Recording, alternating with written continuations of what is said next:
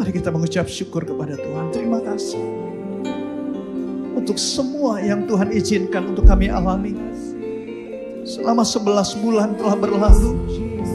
Kalau kami ada sebagaimana kami ada saat ini, semua karena kasih sayang-Mu Tuhan. Semua karena kasih setia-Mu Tuhan. Terima kasih Tuhan. Kami siap untuk menerima kebenaran firman-Mu. Urapilah hamba-Mu, urapi kami semua.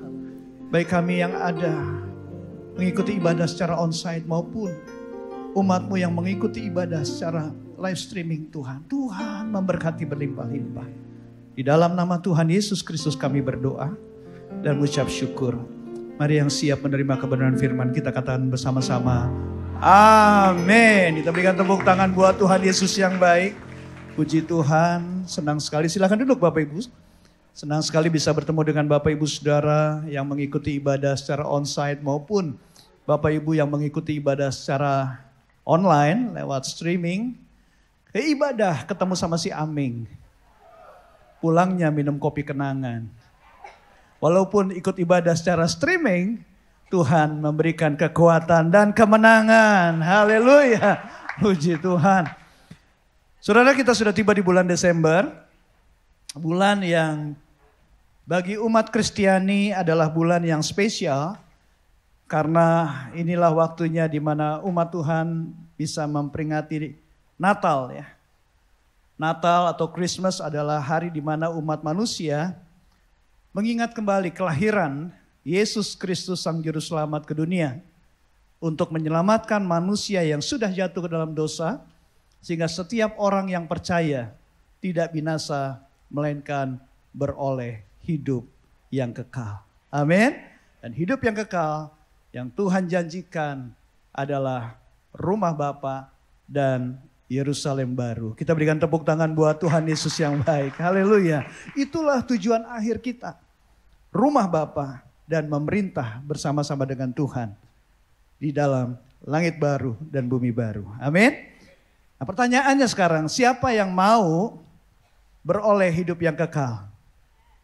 Puji Tuhan ya. Nah, kabar baiknya saudara, orang yang bisa memperoleh hidup yang kekal adalah karena dia percaya. Katakan sama-sama percaya. Dan orang percaya itu ada tandanya. Ya, ada tandanya orang percaya.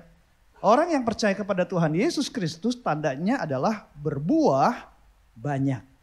Bukan hanya sekedar berbuah, tapi berbuah banyak.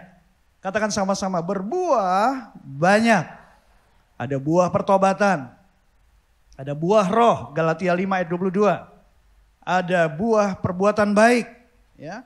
Yang semuanya itu ketika kita miliki berbuah banyak, dampaknya apa? Akan menghasilkan buah jiwa-jiwa.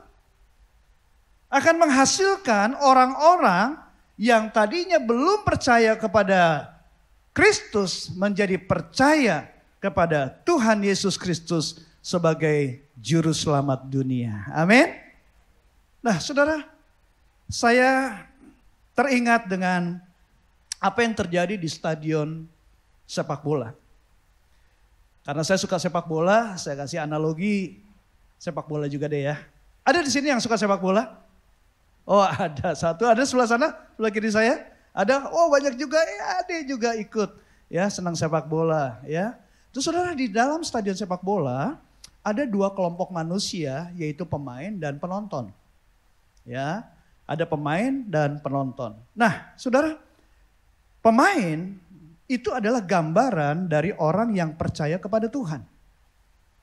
Oke, dan buktinya apa? Orang yang percaya kepada Tuhan, ya tadi berbuah banyak. Nah, penonton ini adalah gambaran dari mereka yang mengaku percaya Tuhan, ngomongnya si Kristen, tapi hidupnya tidak menghasilkan buah. Gitu. Itu penonton. Ya, makanya di stadion sepak bola yang namanya penonton cuma bisa kasih komentar doang. Bisa kasih kritik doang. Tapi nggak pernah main. Tapi pemain, itulah mereka yang berlatih. Mereka yang dilatih. Mereka yang bertanding. Dan mereka yang menang. Nah, di dalam pertandingan olahraga yang bisa menjadi juara itu pemain atau pemain. Hanya pemain yang bisa jadi juara, bukan penonton.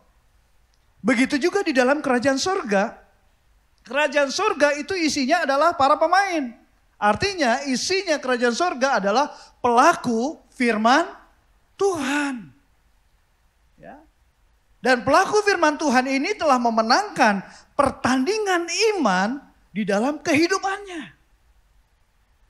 Nah, karena itu Tuhan Yesus berkata, barang siapa menang, ia akan kududukan bersama-sama dengan aku di atas tahtaku. Sebagaimana aku pun telah menang dan duduk bersama-sama dengan Bapakku di atas tahtanya. Jadi kalau Tuhan Yesus bilang menang, ini bicara kepada tentang pemain, bukan penonton. Karena penonton gak pernah jadi juara. Yang jadi juara tuh cuman pemain. Bilang sama kanan kirinya, pemain yang jadi juara, bilang gitu. Pemain yang jadi juara. Bilang lagi, bukan penonton. Saudara mau jadi pemain atau mau jadi penonton?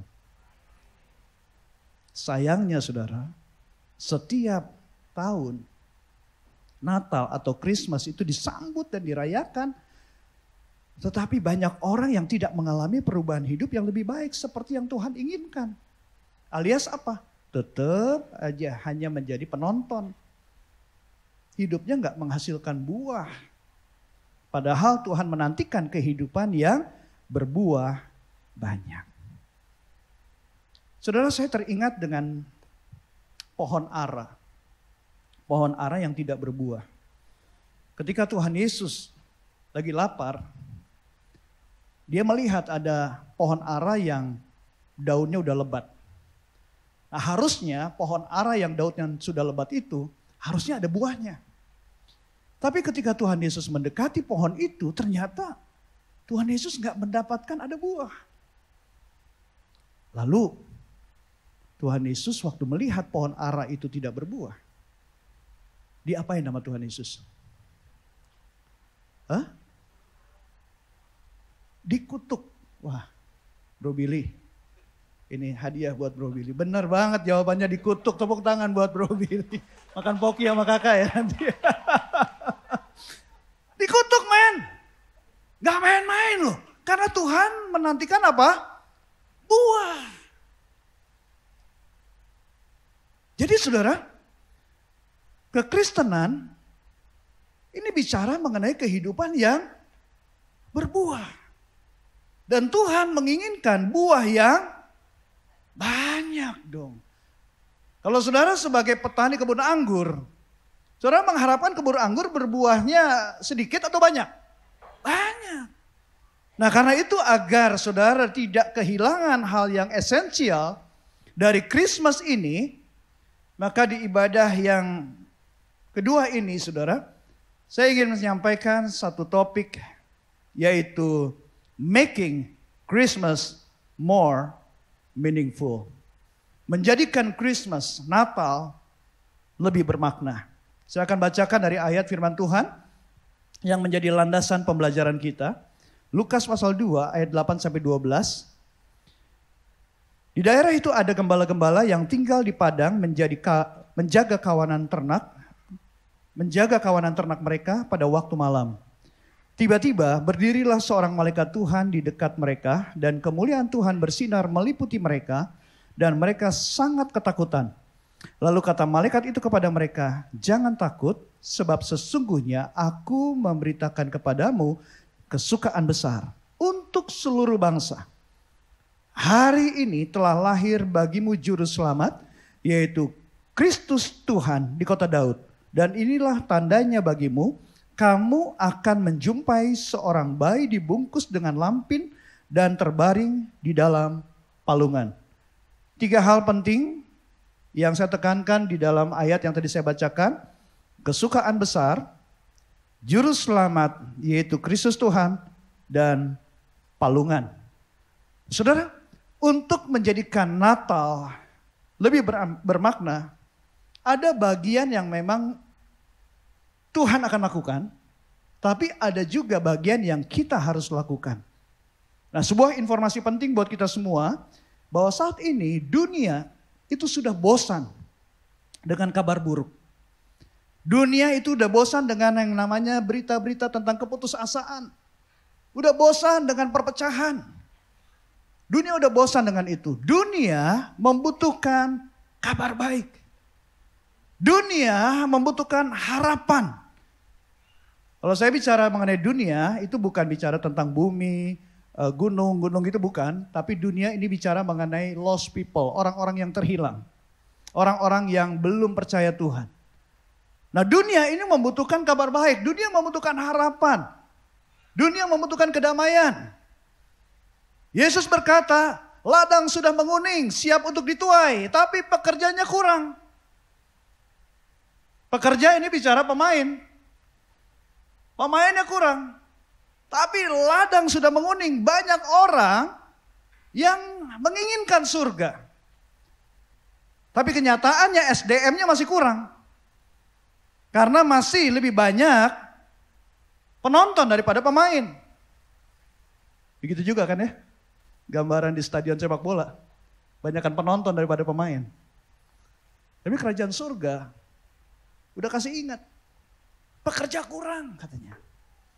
Nah, ketika Tuhan memakai gerejanya untuk menjawab kebutuhan, maka ini akan menjadi kesukaan besar.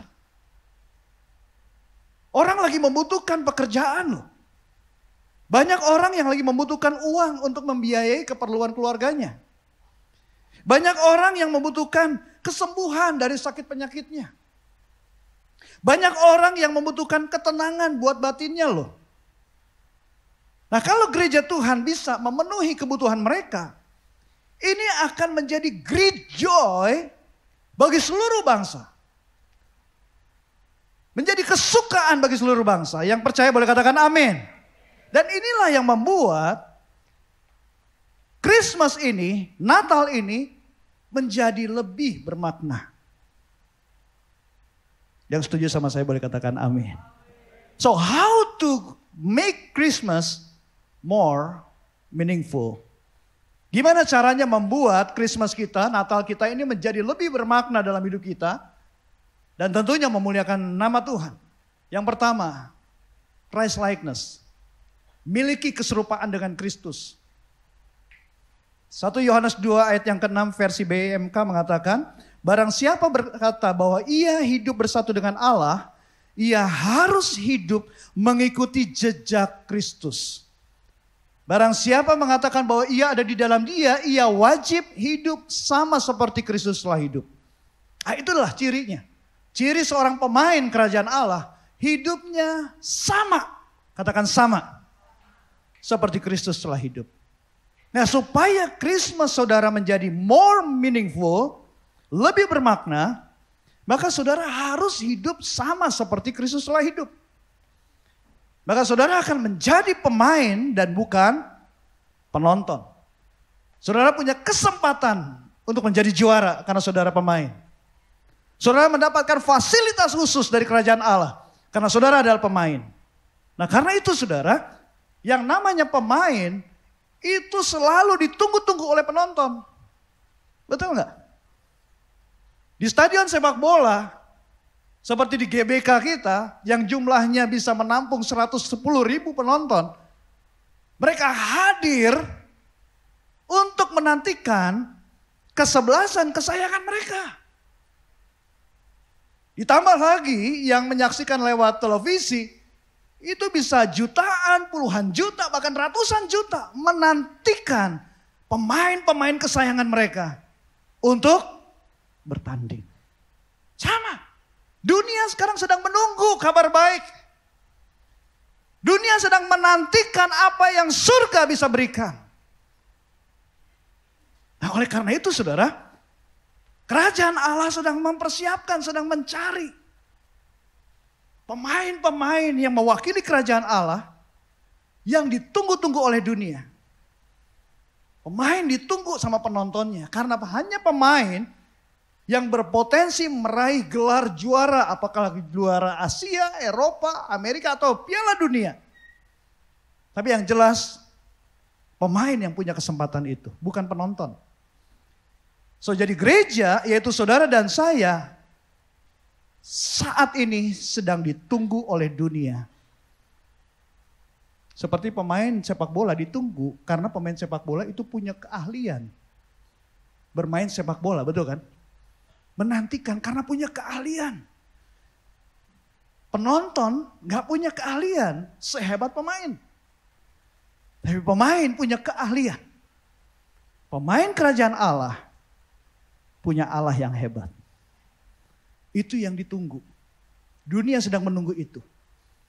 Dunia sedang menunggu karena kita punya Allah yang hidup, yang namanya Yesus Kristus, yang juga dijuluki sebagai Jehovah Shalom.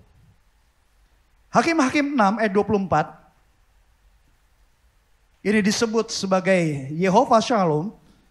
Ketika Gideon mendirikan mezbah di sana bagi Tuhan dan menamainya Tuhan itu keselamatan. Mezbah itu masih ada sampai sekarang di Ofra, kata orang Abiezer. Saudara, nama menunjukkan kekuasaan Allah. Jadi nama Jehovah Shalom ini menunjukkan kekuasaan Allah yang bisa memberikan kedamaian dan kebahagiaan pada umatnya. Dan kabar baiknya saudara adalah Tuhan yang kita sembah itu adalah Tuhan yang mau dan sanggup memberikan kepada setiap orang yang membutuhkan hidup damai dan kebahagiaan dari Tuhan. Dan mereka membutuhkan itu saudara. Karena manusia udah gak bisa lagi memberikan kedamaian. Manusia gak bisa lagi memberikan kebahagiaan yang dibutuhkan oleh manusia. Gak bisa. Kedamaian yang manusia berikan, yang berasal dari kekuatan manusia, itu adalah kedamaian semu. Kebahagiaan semu. Beda dengan yang Tuhan berikan. Buktinya, menurut data WHO, prevalensi gangguan mental di Indonesia mencapai 9,8% pada tahun 2021. Dengan angka depresi mencapai 6,6%. Kalau saudara mau menghitung, jumlahnya pasti ada puluhan juta orang. Berapa banyak orang yang beragama di Indonesia? Ternyata belum bisa menyelesaikan. Agama tidak menyelesaikan. Tapi Yesus Kristus adalah jawaban buat dunia. Saudara, angka ini diperkirakan terus meningkat di tahun 2024. Terutama akibat dari dampak pandemi COVID-19 yang berkepanjangan. Sementara jumlah konselor, jumlah psikolog klinis, dan psikiater di Indonesia itu masih di bawah standar WHO. Jadi saudara bisa bayangkan ada berapa banyak orang-orang di sebelah kanan kiri, depan belakang saudara, yang mungkin salah satu dari antara orang-orang yang sedang mengalami depresi ini. Yang mengalami gangguan mental yang serius. Nah jadi saudara, kalau kita ingin hidup bahagia, Tuhan memberikan kunci. Yesus berkata, berbahagialah orang yang membawa damai, karena mereka akan disebut sebagai anak Allah. Jadi saudara, pengakuan sebagai anak Allah itu harusnya datang dari Tuhan. Kalau kita benar-benar anak Allah, buktinya apa? Dan Tuhan katakan, membawa damai. Itu dia. Karena Tuhan bilang, berbahagialah orang yang membawa damai. Bukan yang membawa perpecahan. Bukan yang membawa permusuhan. Bukan yang membuat ketidaknyamanan, ketidakamanan, bukan. Walaupun dia menyebut dirinya Kristen. Tapi sebagai anak Allah, pengakuan dari Tuhan adalah kalau bawa damai. Nah supaya kita bisa membawa damai, di mana kita mendamaikan sesama manusia dan mendamaikan manusia dengan Allah, maka kita harus hidup bersama Sang Raja Damai. Kita harus melekat, tinggal bersama Yehova Shalom. Nah, supaya kita bisa hidup bersama Sang Raja Damai, Yehova Shalom, maka kita harus menjaga kesucian hati kita. Jaga kemurnian hati. Selama masih ada 5 dosa ini, saudara boleh catat 5 dosa ini, selama masih ada pemberontakan terhadap Tuhan, pemberontakan terhadap manusia, itu sama, saudara. Karena ada tertulis, rebellion is as the sin of witchcraft. Pemberontakan itu sama dengan dosa sihir. Selama masih memberontak, selama masih ada persungutan, selama masih ada perbuatan jahat, iri hati, dendam, selama masih ada penyembahan berhala dan percabulan, gak bisa berjalan bersama Yehova Shalom. Karena Allah itu kudus, tanpa kekudusan gak bisa kita melihat Tuhan. Gak bisa. Walaupun banyak ngomong shalom, shalom, shalom, shalom, shalom, shalom, shalom. Tapi kalau masih ada 1, 2, 3 atau 5-5-nya dosa itu, gak bisa. Bukan haleluya. Haleluya. Halu gitu kan. Saudara contoh, Daniel dan teman-temannya, anak-anak SMA, Sadrah, Mesah, Abednego maksudnya. Ini adalah contoh sebagai manusia yang berbeda dari manusia-manusia yang berada di sekitarnya. Ada tertulis di dalam Daniel 1 ayat 20, dikatakan dalam tiap-tiap hal yang memerlukan kebijaksanaan dan pengertian, yang ditanyakan raja kepada mereka, didapatinya bahwa mereka 10 kali lebih cerdas daripada semua orang berilmu dan semua ahli jampi di seluruh kerajaannya. Beda mereka. Rahasianya apa, saudara? Rahasianya adalah mereka menjaga hati supaya jangan sampai hatinya cemar, menjaga kekudusan hidupnya, mereka bebas dari 5 dosa yang saya sebutkan tadi. Nah, ketika titah dari Raja Nebukadnezar dikeluarkan supaya orang-orang bijaksana dibunuh, maka Daniel dan teman-temannya itu terancam akan dibunuh, saudara. Tetapi ada tertulis, Allah mengaruniakan Daniel kasih dan sayang dari pemimpin. Dan ingat saudara, pemimpin yang memerintah pada waktu itu bukan orang percaya. Tapi Allah mengaruniakan kasih dan sayang dari pemimpin, dibuktikan bahwa Daniel bisa mengungkapkan rahasia yang dipersoalkan oleh raja. Dahsyat ya. Dunia yang kita hidupi saat ini sedang tidak baik-baik saja, men. Apa yang dinubuatkan oleh Yesaya sedang digenapi. Kegelapan sedang menutupi bumi, kekelaman sedang menutupi bangsa-bangsa.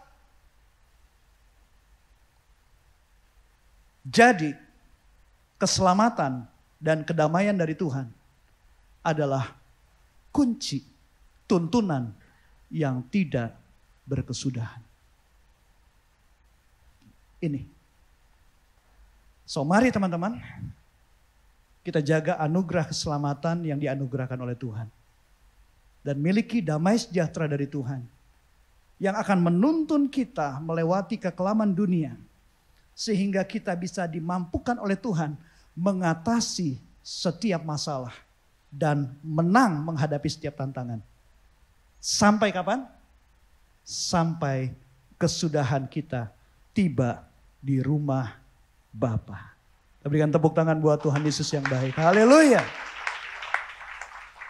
Ada pantun buat saudara. Beli 2 dapat 3. Murah hati si penjualnya. Kalau mau selamat di dunia dan masuk surga, hiduplah semakin serupa dengan Allahnya. Kita berikan tepuk tangan buat Tuhan. Haleluya. Yang kedua saudara, how to make Christmas more meaningful. Yang kedua adalah siap bersama dengan Roh Kudus untuk melakukan sesuatu yang bersifat masif. Bersifat besar sekali. So perhatikan apa kata malaikat tentang rencana kedatangan Kristus di dunia ya. Malaikat itu berkata, sebab sesungguhnya aku memberitakan kepadamu apa? Kesukaan besar. Untuk seluruh bangsa. Amin. So hello, God call us not to play church-churchan. Tuhan panggil kita bukan untuk main gereja-gerejaan maksudnya. Bukan. Bukan untuk ngumpulin orang banyak setiap minggunya. Bikin penuh ruang ibadah. Cuman selesai sampai di situ aja? No. Itu namanya play church-churchan. Ngumpulin orang banyak udah selesai gitu. Enggak. Yang Tuhan mau kumpul dan berproseslah dari penonton menjadi pemain. Lalu apa? Pergi beritakan kesukaan besar pada seluruh bangsa. Caranya gimana? Melayani dan memberitakan Injil. Bagaimana kita bisa melayani dan memberitakan Injil dengan efektif? Kuncinya adalah humility. Kerendahan hati. Kita bisa lihat gambar ini. Yaitu adalah gambar palungan. Palungan menggambarkan humility, kerendahan hati. Gak mewah kan? Sederhana banget. Simplicity and humility. Palungan adalah wadah. Sekalipun kelihatannya sederhana. Tapi kalau wadah ini kosong, gak ada makanannya. Ternak gak bisa makan. Percuma. Wadah ini harus diisi. Saudara dan saya adalah wadahnya. Good, kita punya kerendahan hati. Tapi kita perlu diisi. Siapa yang isi kita? Bagian Tuhan. Dia akan mengisi dengan hikmat, urapan, kuasa. Itu bagiannya Tuhan. Tapi ada bagian kita juga yang harus kita isi. Kita juga harus belajar. Amsal bilang, tanpa pengetahuan, kerajinan pun juga gak baik. Kita harus belajar. Kita harus punya skill, keahlian, pertajam terus. Kita juga harus isi hidup kita dengan bernetworking. Bekerja sama dengan tubuh Kristus yang lain. Zaman gini gak bisa sendirian man. Gak bisa. Ladang yang dituai itu besar banget. Gak bisa sendirian. Pendidikan formal memang memerlukan biaya. Tapi pengetahuan memerlukan kerendahan hati. Jadi milikilah kerendahan hati, humility. Supaya kita menjadi orang yang berpengetahuan. Amin. Siap melayani? Tips buat saudara yang mau beralih dari penonton menjadi pemain. Atau yang sudah jadi pemain, ingatlah ini. Melayani harus dari kelimpahan. Bukan dari kekurangan. Karena itu seorang yang menyatu dengan Kristus, maka dia akan hidup sama seperti Kristus telah hidup. Karena melayani itu adalah nyawanya orang Kristen. Namanya nyawa. Masih ada nyawa, masih ada napas, dimanapun juga kita bernapas, betul nggak? Jadi artinya dimanapun juga kita melayani. Hanya kegiatan pelayanannya bisa berbeda-beda. Bisa kegiatannya di gereja melayani, bisa juga nanti di rumah, bisa juga di sekolah, bisa juga di tempat kerja, bisa juga di masyarakat, dimanapun pokoknya kita berada, melayani. Buka sosial media kita, masih bernapas, melayani. Bentuknya seperti apa? Mendoakan orang lain, bersyafaat buat bangsa kita, seperti tadi pokok doa yang disampaikan. Itu bagian dari pelayanan. Memberitakan kabar baik, baik lewat tulisan atau lewat video saudara, berkreasilah. Tuhan adalah sumber hikmat dan kreativitas. Lakukan seperti yang Tuhan inginkan. Saudara, saya suka dengan apa yang dikatakan oleh Louis Giglio Orang hamba Tuhan dipakai Tuhan luar biasa. Dia katakan, humility is not a character trait to develop. It is the natural byproduct of being with Jesus. Kerendahan hati bukanlah sifat karakter yang perlu dikembangkan. Tetapi itu udah otomatis, itu merupakan hasil yang dialami secara natural ketika kita bersama atau intim dengan Tuhan yang adalah rendah hati. Otomatis tuh. Otomatis. Jadi orang yang rendah hati, dia pasti akan mengalami kelimpahan. Kenapa? Karena Yesus berkata, berbahagialah orang yang rendah hati di hadapan Allah, karena dia adalah empunya kerajaan sorga. Dan tahukah saudara, bahwa logistik kerajaan sorga unlimited. Tidak terbatas. Kekayaan manusia, konglomerat terkaya di dunia pun, kekayaannya limited. Tapi kabar baik buat kita semua, baik yang mengikuti ibadah secara onsite maupun streaming. Logistik kerajaan sorga unlimited. Kita berikan tepuk tangan buat Tuhan Yesus yang baik. Haleluya. Nah oleh karena itu saudara, dunia saat ini sedang membutuhkan pemain-pemain kerajaan Allah. Dan tahukah saudara bahwa salah satu krisis yang sedang melanda bangsa ini adalah krisis kesehatan mental dan krisis rumah tangga atau keluarga. Menurut WHO di tahun 2018, 90% orang Indonesia mengalami masalah kesehatan mental karena mereka mengalami penolakan, mereka tidak disupport secara mentalnya dan hidup diabaikan oleh keluarganya. Dan menurut data terbaru dari Badan Pusat Statistik, angka pernikahan di Indonesia terus menunjukkan penurunan yang signifikan. Sementara angka perceraian di pengadilan mengalami peningkatan yang mencemaskan. Karena itu ada tertulis di dalam Yakobus 3 ayat 17-18. Dikatakan tetapi hikmat yang dari atas, hikmat dari Tuhan adalah pertama-tama murni.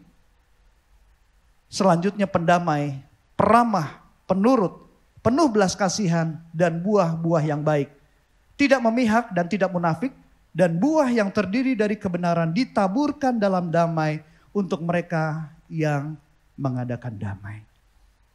Ketika kita memiliki hati yang suci, hati yang murni, maka kita bisa mendamaikan hidup orang. Mendamaikan dengan sesama, bahkan mau berkorban untuk kita melayani. Nah, akibat manusia tidak bisa meregulasi emosinya. Apa yang terjadi saudara? Bunuh diri. Dan bunuh diri adalah pilihan terbaik buat mereka. Dan hari-hari ini kita melihat ada banyak berita. Banyak terjadi di kalangan anak-anak muda. Mereka bunuh diri. So bagaimana kita mengatasi ini? Ada tertulis saudara. 1 Petrus 4 ayat 8. Tetapi yang terutama kasihilah sungguh-sungguh seorang akan yang lain. Sebab kasih menutupi banyak sekali dosa. Karena itu jadilah safe person.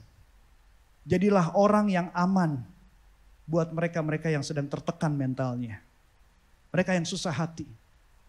Terimalah mereka tanpa menghakimi. Tidak perlu menggurui. Kalau saudara pendeta, gak perlu dikotbain. Tapi mereka butuh diterima. Mereka butuh dihargai. Dan mereka butuh untuk dicintai. Mau saudara? Bisa? Ada tertulis, layanilah seorang akan yang lain sesuai dengan karunia yang telah diperoleh tiap-tiap orang sebagai pengurus yang baik dari kasih karunia Allah. Mari, coba mulai perhatikan sekeliling saudara. Mulai dulu deh dari keluarga. Jangan yang jauh-jauh diperhatiin, yang jauh-jauh dilayani, tapi yang dekat diabaikan. Yang dekat dicuekin. Cari tahu apa yang menjadi kebutuhan pasangan kamu. Cari tahu apa yang jadi kebutuhan anak-anak kamu. Cari tahu apa yang menjadi kebutuhan orang tua kamu. Mulai aja dulu. Dari yang terdekat kita.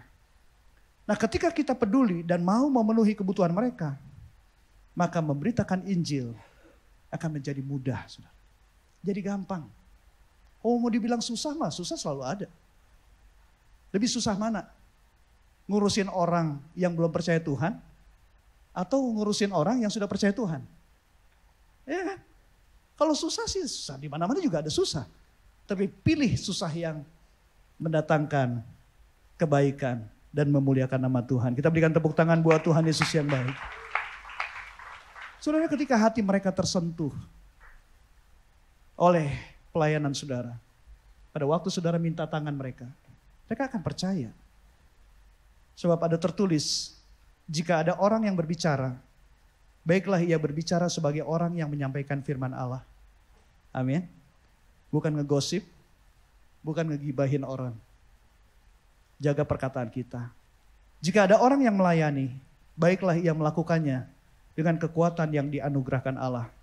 Supaya Allah dimuliakan dalam segala sesuatu. Amin, saudara. So, kalau kita ingin Natal ini menjadi lebih bermakna, dua hal ini penting. Melayani dan memberitakan Injil, itu adalah kehidupan Yesus banget. Dan itulah yang membuat Natal saudara akan menjadi lebih bermakna. Karena saudara berjalan dan hidup bersama Yehova Shalom.